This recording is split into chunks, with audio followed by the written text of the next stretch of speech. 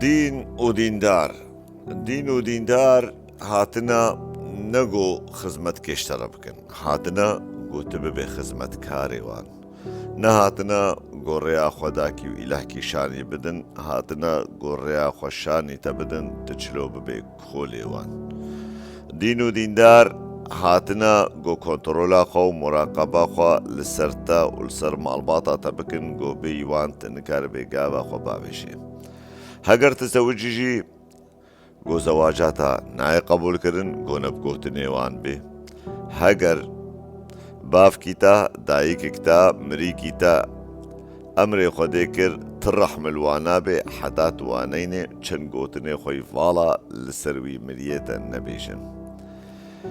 هەگەر گۆت بخوازێ بژی دەوێ ژیاناتەژی لەسەر کێفاوان بێت خزمەتاوان دەبێ و نەوەک کێفاوان بێ معناوێ هەنگی ڕێاتە ڕێیا جەهەنەمەیە. هەگەر تە پرسێکی جوان کردژی جهدە بەرێتە دڕێک دێ بئن و تکەتی ڕێیا کەفرێ و نەحەوجەیە بەرسڤێتە بدن ji ber got li wê derê xelelê dibînin got çavêta hêdî hêdî vedibê û nanê devê wan kêmtir dibê. Birayê min tu xweda nelazima jêra û nehewceyî tê nehewceyî jêra gotin nimêja bikî û tu rojiya bigirî û tu bi şev û rora bê de'a jêra bikî. Xweda ti dayî gote azad bê, xweda ti dayî gote jiyana xwe bi destê xwe birêve bibê. Ti nedayî got insanik were ji te re rêya qenc û rêya xerabşanî te bidê. Ew kesê got hatî ti kirî bin kontrola xwe bi navê dîn ti nekirî bin kontrola Xwedê. Heger xwedak hebe xweda zanê tu çi dikî û tu çi dixwê û tu kengî rabê û tu kengî rûnê. Ji ber got qudreta wî xwedayiyan wî îlahî her tiştî de ye û her tiştî dibîne. Nehewce ew werê kontrola xwe ser te bikê.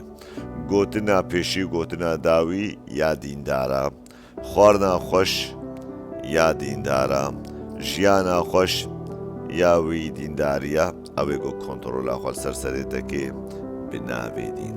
Ti kirî xizmet ji bo naxwe xizmetkar. Em xwediyê vî zimanî em xwedî behwerîk bûn behwerîk xwezayî. Em ne xwediyê kitab nabûn yan xwediyê enbiya û nebiya û pêxember nabûn got bên ji me re bêjin bêma çawa em ê rabin û çawa em ê rûnin. Me xwedayê xwe bi rêya xwezayê nas kiribû. Vê cehatin tilha xwe kirin nav me jî û em jî tar û mar kirin. Behweriya me jî tar û mar kirin û xurafatê xwe got kirin nav me jî heta got yek ji me nexweş bikeve jî got em herin ber destê wan û em xizmetê ji wan re bikin birayê min.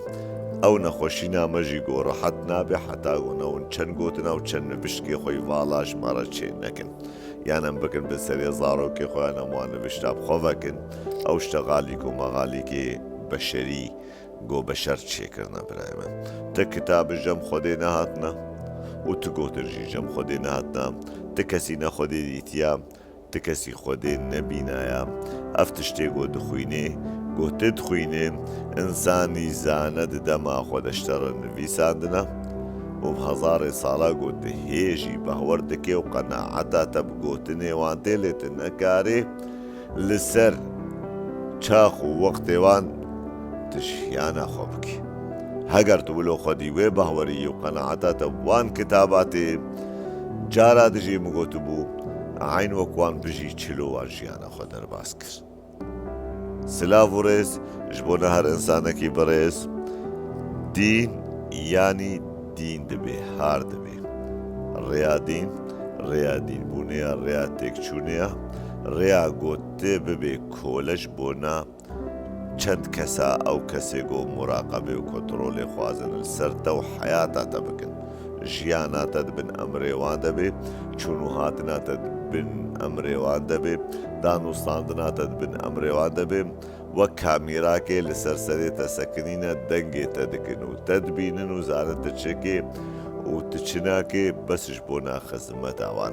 Heger tu ji bin xizmeta wan derketî jî ئێتە کافر بکن ئێتە گاور بکن ئێتە بکن دژمنێ خۆدا و دژمنێ ئیلا بێن و تکەتی ڕێیا کوفرێ بیاوانەکە ئازاد بژی خۆدێتە دایی ئازاد گوتە بخوا ڕێیا خۆشخۆڕە بنەقینێ و بخۆ ژیانە خۆ بڕێبە ببێ نەهێنی کۆنتڕۆلا خۆل سەرتە بکن وتە ببێ مەکینا خواردن و بە خواردنێ جوانڕە دەم باش بوونە هەر ئەنسانێکی باش.